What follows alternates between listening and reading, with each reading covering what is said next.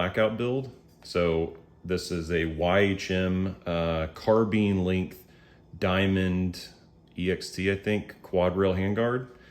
There are other videos out there that show you how to put it on. It's a little bit of a pain. There's also a special, I think like $30 or so, $35 spanner wrench for this jam nut. You'd need it, I feel like, to get it on unless you have some other tools. I had tried another spanner wrench that didn't fit, didn't work. But up to you if you want to get it. Check out the rail. I think it's a pretty darn good value for a quad rail. Wanted this one because it gave me a suppressor tuck. So I was able to, this is a 1.75 inch inner diameter, so I can get my, basically almost any can that's out on the market will fit underneath here. And really wanted to have a side adjustment gas block for this because, you know, having your can on and then trying to make adjustments for subs versus supers, kind of a giant pain. If you you have like a superlative or something that has a front adjustment screw, you know, your results may vary, but I wanted a side adjustment. I love rifle speed. I have another rifle, but I didn't want to try to window a handguard here that would be outside of my skill set by a wide margin.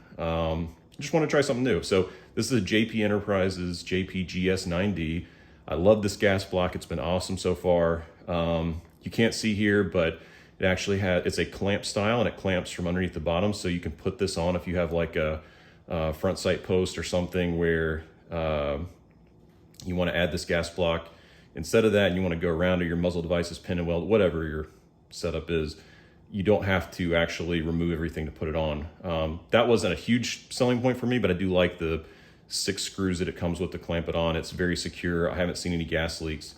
But the main purpose of this video is to show kind of what it turned out, or how it turned out when I needed to scallop out this bit that's on the diamond portion of the handguard to be able to access the screw without taking the handguard off every time. Obviously, if I had to do that, it completely defeats the purpose of you know, the front adjustment.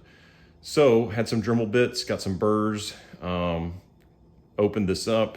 You can see there's a little bit of a scallop, there's a lot of scallop there, but I'm pretty pleased with how it turned out. The KC Birchwood aluminum black cleaned that up to where there's not a whole lot. I did nick up a little bit right here. You can see, but it's just minor. That was kind of cleaned up and can be cleaned up a little bit more, but I'm happy with it.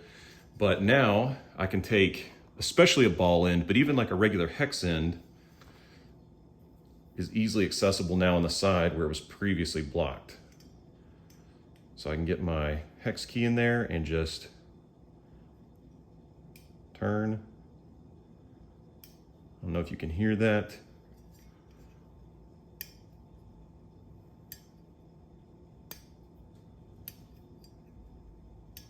But you have positive clicks there, and it's easily adjustable now. I can do that with the can on, make fine-tune adjustments.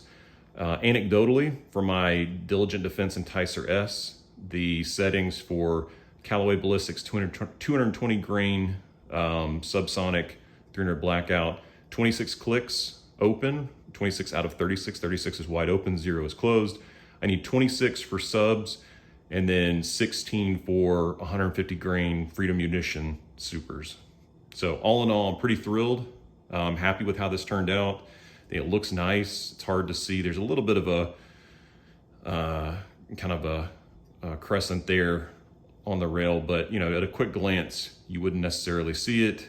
And certainly it's cleaned up now with the aluminum, and it's accessible for what I need, and I think aesthetically still looks pleasing. So very happy with this. Love this build. Love this Faxon 7.5 inch match 1.5 twist 300 blackout barrel.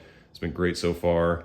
Just really excited to see how this. Oh, and I should say, those settings are also with a yellow Springco reduced powered buffer spring and a carbine buffer. So got to go lightweight on this, at least for subs in this build. There's not a lot of dwell time, but yeah, it's been great so far.